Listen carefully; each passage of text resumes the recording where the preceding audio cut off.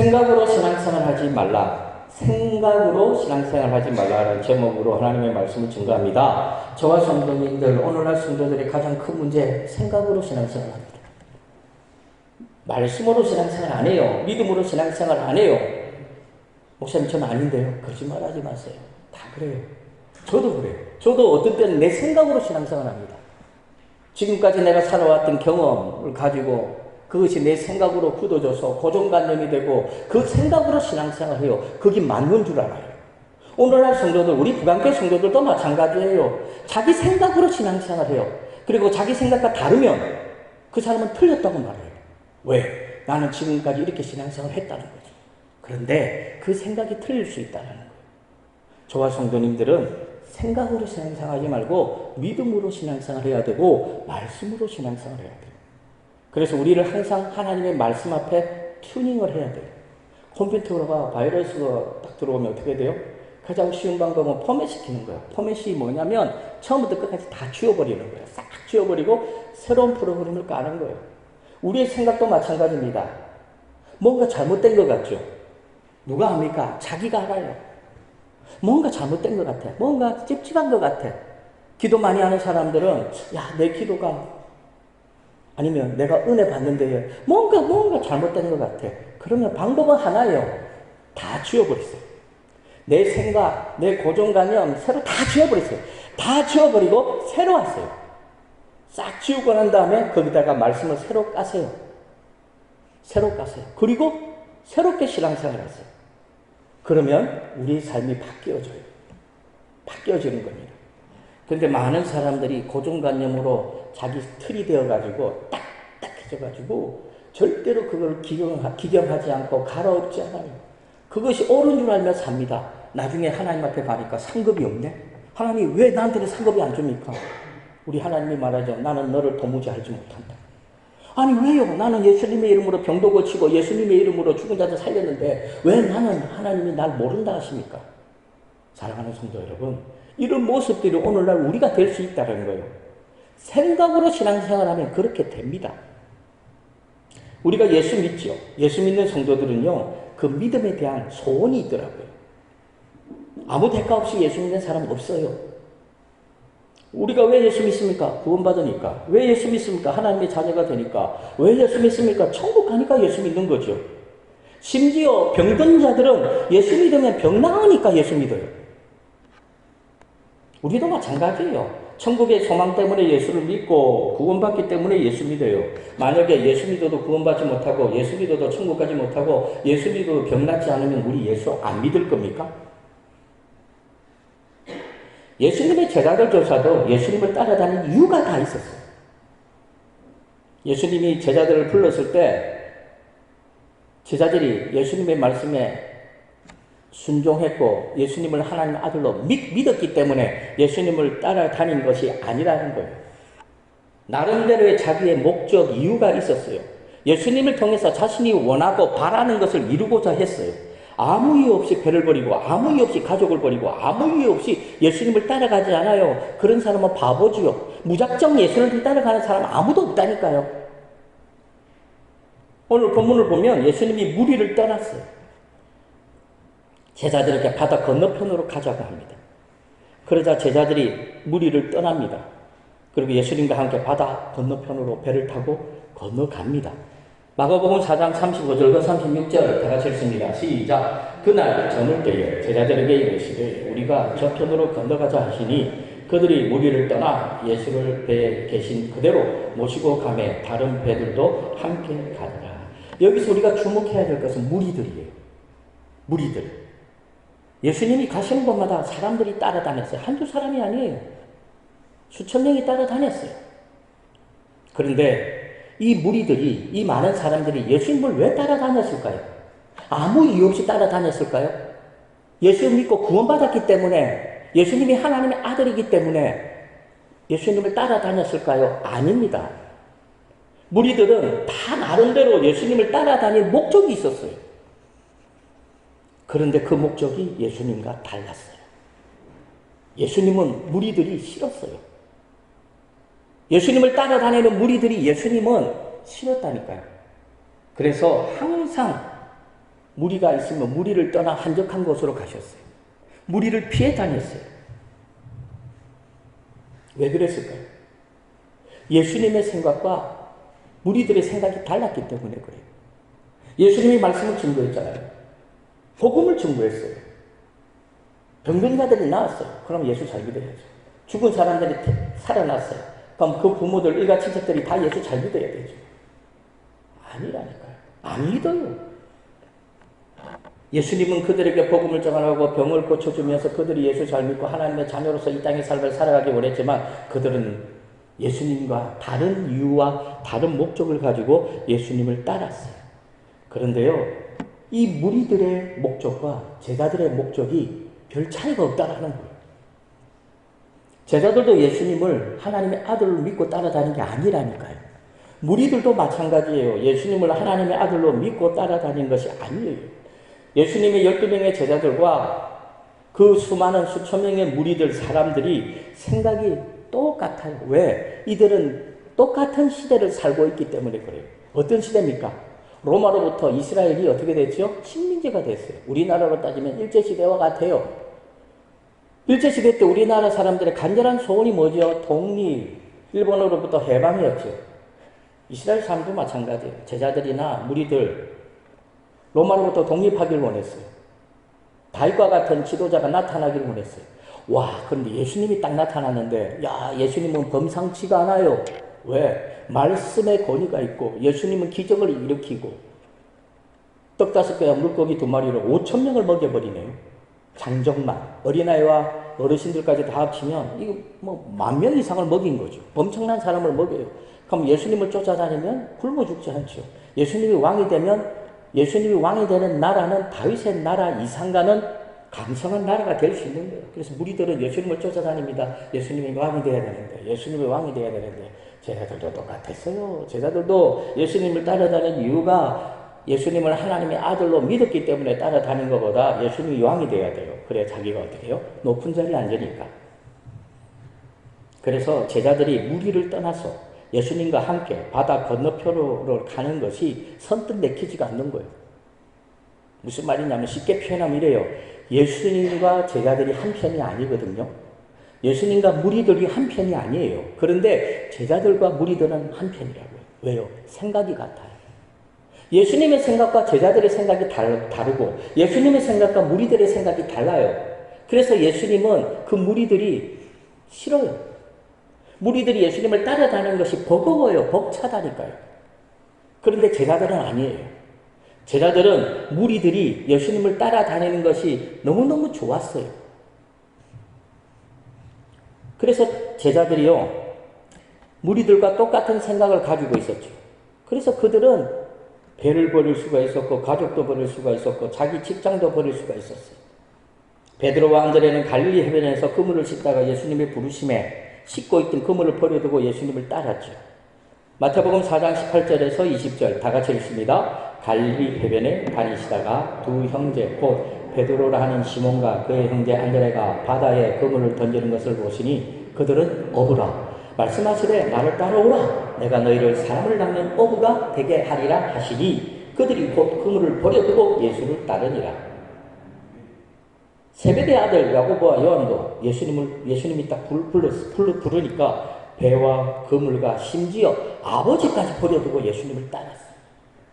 마태복음 4장 21절과 22절 다 같이 읽습니다. 거기서 더 가시다가 다른 두 형제 곧 세베대의 아들 야고보와 그의 형제 요한이 그의 아버지 세베대와 함께 배에서 그물을 깁는 것을 보시고 부르시니 그들이 곧 배와 아버지를 버려두고 예수를 따르니라. 그런데 오늘 본문 36절에 보면 제자들이 무리를 떠났다라고 말하고 있죠. 베드로와 안드레, 야고보와 요한은 배를 버려두고 있던 그물을 버려두고 심지어 자기 아버지까지 버려두고 예수님을 떠났죠. 제자들은 오늘 본문 36절에 보면 무리를 떠났죠. 그리고 예수님과 함께 배를 타고 바다 건너편으로 가고 있는 겁니다. 제자들도 배와 그물과 아버지를 버려두고 예수님을 따라가죠. 예수님은 가시는 곳마다 복음만 전한 것이 아니었죠. 복음도 전하고 병든 자를 고치고 귀신도 쫓아내고 수많은 기적을 행했죠.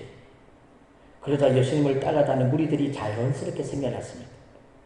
무리들은 예수님의 말씀을 듣고 예수님을 하나님의 아들로 믿은 것이 아니라 예수님의 능력을 믿었죠. 예수님을 믿은 게 아니고 예수님의 능력을 믿었어요. 그래서 예수님의 능력이면 충분히 이스라엘을 독립시킬 것이고 이스라엘을 부강한 나라로 만들 것이고 예수님이 왕이 된다면 우리는 먹고 사는데 불편함이 없을 것이다. 이 땅에서 행복하게 떵떵거리며 살 것이다. 그런 기대감 속에서 예수님을 따른 거예요. 그런데 예수님은 그런 무리들을 생각을 다 하시죠. 그래서 항상 무리들을 멀리했어요. 무리들은 자꾸 예수님을 가까이 하려 하고 예수님을 따르려고 하고 예수님을 지도자로 세우려고 했죠. 근데 예수님은 항상 무리들을 멀리했어요. 언제나 한적한 곳으로 가셨어요. 그리고 하나님 앞에 기도하셨습니다. 예수님은 무리들을 이끌고 로마를 멸하고 이스라엘 왕이 되기 위해서 이 땅에 온 게 아니거든요. 그런데 무리들은 예수님이 이스라엘의 왕이 되고 다윗과 같이 이스라엘을 강력한 국가로 만들기를 원했습니다. 무엇보다도 무리들이 볼 때 예수님에게는 충분히 그럴 만한 능력이 있거든요. 그래서 무리들은 예수님이 가시는 곳마다 따라다닌 거예요. 가시는 곳마다. 그렇지만 정작 예수님은 자신의 생각과 다른 무리들이 불편하기만 합니다. 가까이 오는 게 싫어요. 그래서 항상 멀리 하셨어요. 그런데 제자들조차도 무리들과 똑같은 생각을 가지고 있습니다.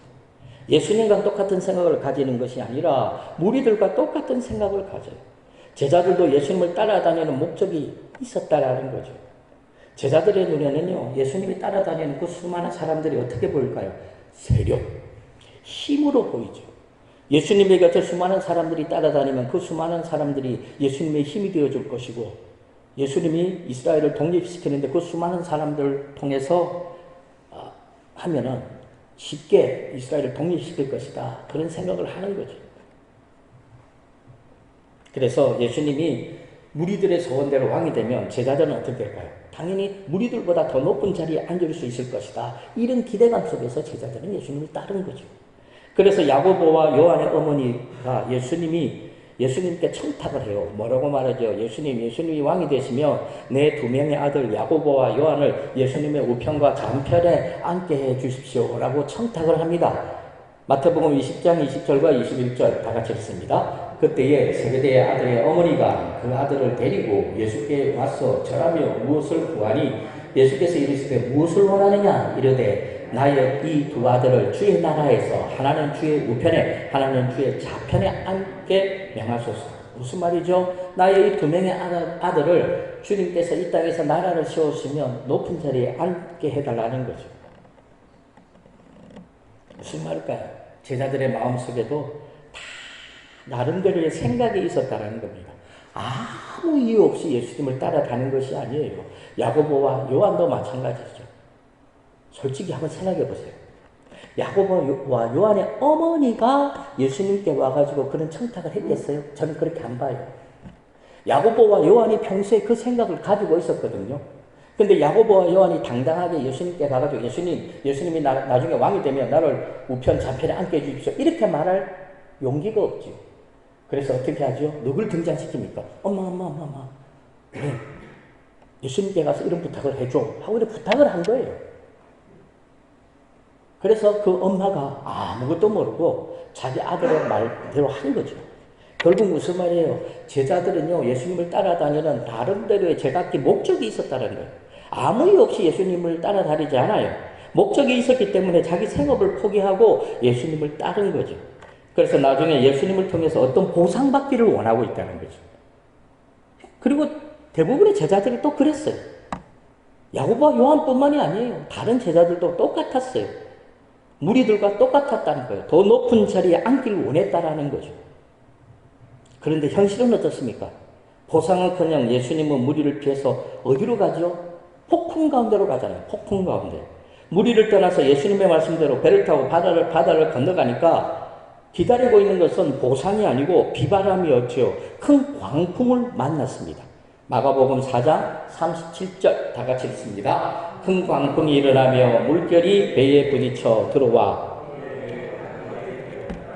자, 큰 광풍이 불어닥쳤어요. 그러니까 배가 파손될 위기에 처했습니다. 파도가 배를 덮쳐요. 이러다가 배가 파손되면 어떻게 되죠? 그 배 안에 탈고 있던 모든 사람들이 바닷속으로 빠져들어갈 것이고, 바닷속으로 빠져들어가는 그 사람들은 다 어떻게 될까요? 죽는 거예요. 사랑하는 성도 여러분, 오늘날 성도들은 예수 믿으면 다 잘되고 예수 믿으면 다 형통할 것이라고 생각합니다. 아마 제자들도 그랬을 줄 몰라요. 예수님과 함께 있으면 우리가 갈릴리 호수를 지나가든 어디를 가든 항상 우리는 형통하고 편안할 거라고 생각했죠. 예수님과 함께 하는데 왜 큰 광풍이 일어납니까? 예수를 믿는데 왜 병이 듭니까? 예수를 믿는데 왜 사업이 안 되죠? 예수를 믿는데 왜 내 자녀들이 공부를 왜 이렇게 못합니까? 사람들은 예수님과 함께 하면 모든 일이 잘 되고 형통해야 된다고 생각을 합니다. 예수 믿으면 복 받아야 된다고 생각을 한다는 거죠. 반면에 어려움이 오면 이해를 못하는 거예요. 아니 예수 믿는데 왜 어려움이 있지? 예수 믿는데 왜 내 자녀들이 공부를 못하지? 예수 믿는데 왜 이렇게 우리 가정이 이렇게 평탄하지 못하지? 이상하게 생각한다는 거죠. 그런데 꼭 그렇지만 않아요. 예수 믿어도 어려운 일이 있고요. 예수 안 믿어도 어려운 일이 있다라는 거예요. 예수님과 함께해도 큰 광풍이 우리에게 불어닥쳐요. 그러고 보면요, 사람들만큼 자기 편리 속에, 자기 생각 속에 살아가는 존재는 없는 것 같아요. 하나님의 생각도 중요하지 않아요. 모든 일이 자기 생각대로 움직여지면 어떻게 보여? 아, 나는 복 받은 것 같다. 모든 일이 자기 생각대로 잘 되고 형통하면 어떻게 해요? 아, 나는 하나님 앞에 인정받는 것 같다. 어려움이 없으면 하나님의 뜻대로 내가 살아가는 것 같다. 나는 하나님의 사람이다. 나 예수 잘 믿는 것 같다. 이런 착각 속에 살아간다는 거죠. 그래서 광풍이 불어오면 어떻게 생각합니까? 아, 내가 예수를 잘 못 믿는 것 같다. 내가 믿음이 약한 것 같다. 내가 하나님 앞에 벌을 받는 것 같다. 그렇게 생각한다는 거죠. 절대 그렇지 않습니다. 사람들은 자신이 하나님의 말씀대로 지금 살고 있는가, 내가 하나님이 맡겨준 사명을 감당하고 있는가, 이런 생각은 전혀 하지 않아요. 내가 지금 어려운 가운데 있는가를 먼저 살펴보고 있는 거예요. 그런데 이런 사람들이 바로 어리석은 부자와 같아요. 어리석은 부자는 결국 어떻게 됩니까? 지옥 가는 인생이 되죠. 어리석은 부자는 살아있을 때는요, 자기가 하나님 앞에 복받은 사람인 줄 알았어요. 왜요? 부자니까. 하는 일마다 다 잘 되니까, 돈을 잘 버니까 항상 풍성해요. 그래서 내가 하나님께 복을 받아서 내가 이렇게 풍요롭게 살고 부자로 사는 것 같다. 이런 생각을 한 거예요.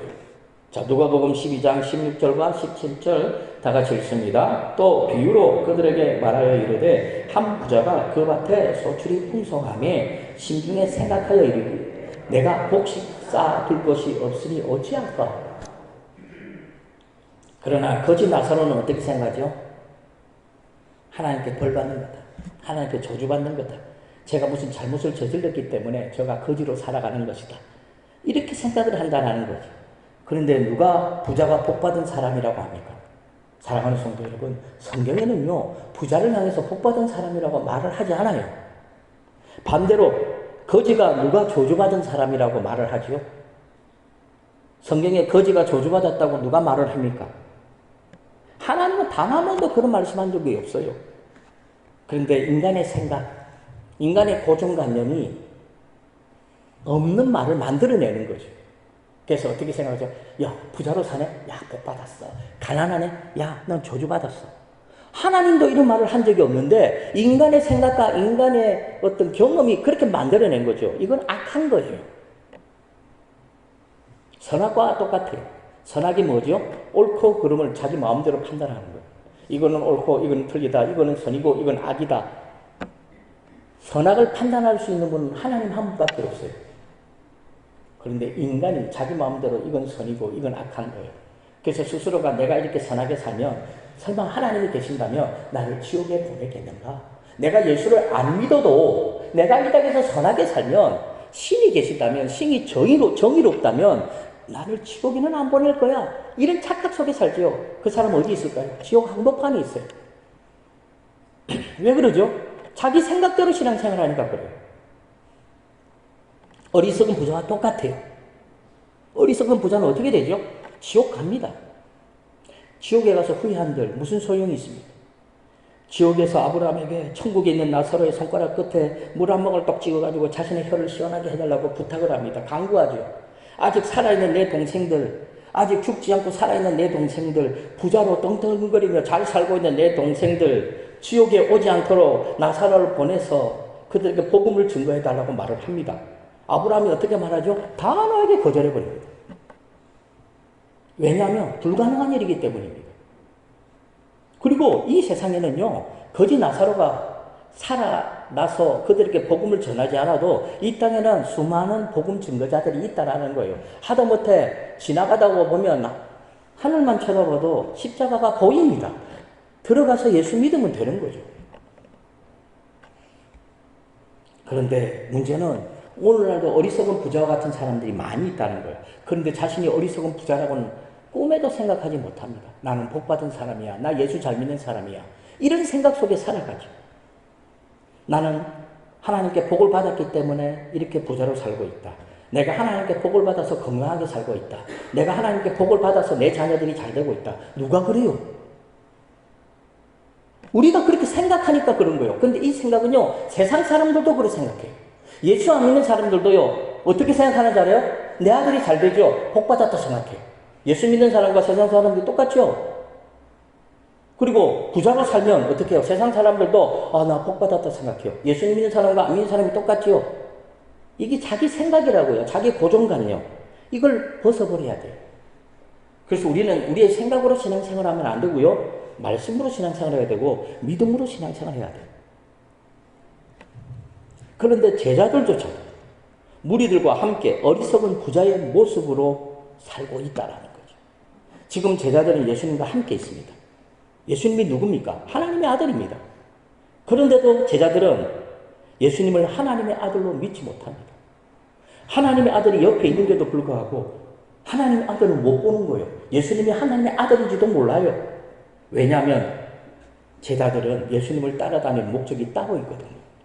예수님의 생각과 제자들의 생각이 달라요. 제자들의 관심사는 예수님과 달라요.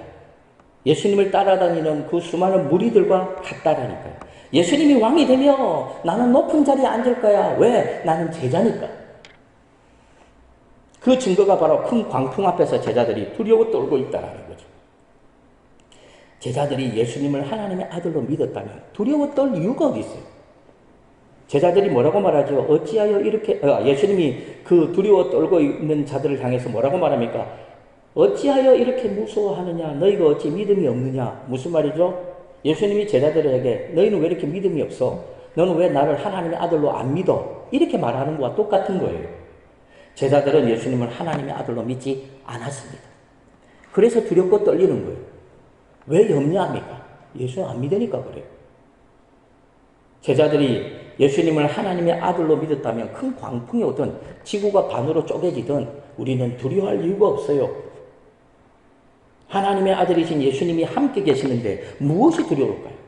두려운 이유는 우리가 예수님을 하나님의 아들로 안 믿기 때문에 그래요. 머리로 예수님을 믿어서 그래요. 우리의 심장으로 예수를 믿지 않아요. 제자들은 지금까지 예수님과 함께 먹고 자고 예수님의 기적을 보고 예수님께 가르침을 받았습니다. 그러면 이 정도 하면 믿을 때가 되지 않았나요? 그런데도 안 믿어요. 그래서 제자들은 예수님이 바다를 잠잠하게 하는 모습을 보면서 기겁을 합니다. 놀랍니다. 그가 누구이기에 바람과 바다도 순종하는가? 이런 믿음 없는 말, 쓸데없는 말을 하고 있죠. 마가복음 4장 40장과 40절과 41절 다 같이 읽습니다. 이에 제자들에게 이르시되 어찌하여 이렇게 무서워하느냐? 너희가 어찌 믿음이 없느냐 하시니 그들이 심히 두려워하여 서로 말하되 그가 누구이기에 바람과 바다도 순종하는가? 제자들이 이렇게 말하고 있어요. 제자들이 예수님인 줄 몰랐을까요? 알죠. 예수님이라고요. 지금까지 같이 먹고 잠자고 가르침을 받고 예수님의 기적을 봤어요. 예수님을 따라다녔어요. 예수님이 누군지 알아요. 예수님이라는 사실을 알아요. 그런데 예수님이 바다를 잠잠케 하는 모습을 보면서 너무 놀라는 거예요. 그러면서 도대체 저분이 사람이야? 귀신이야? 어떻게 저 사람의 말에 바다와 바람이 순종하는가? 왜 그럴까요? 믿음이 없어서 그래요. 예수님을 하나님의 아들로 안 믿기 때문에 그래요. 그렇다면 제자들은 왜 모든 것을 버리고 예수님을 따랐을까요?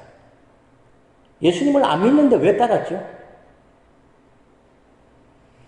목적이 있었기 때문에. 나름대로의 목적이 있었다니까요. 가룟유다 같은 경우 보세요. 가룟유다는 열심 당원입니다. 이스라엘의 독립을 위해서 살인도 서슴지 않는 무리들이 열심 당원입니다. 가룟유다는 예수님이 로마를 정복하고 이스라엘 왕이 될 줄 알았어요. 다윗과 같은 성군이 될 줄 알았어요. 근데 예수님은 십자가에 죽는다고 말하니까 이 가룟유다는 낙심하죠. 실망하죠. 이게 아닌데. 그래서 방법이 뭐죠? 예수님을 은삼신장의 대제사장에게 팔아넘깁니다. 자, 그러면 예수님이 능력을 행하셔가지고 대제사장을 멸하고 로마를 무너뜨리고 다윗과 같은 왕이 될 줄 알았어요.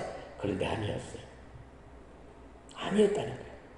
결국 가룟유다의 선택은 목매 자살을 선택합니다.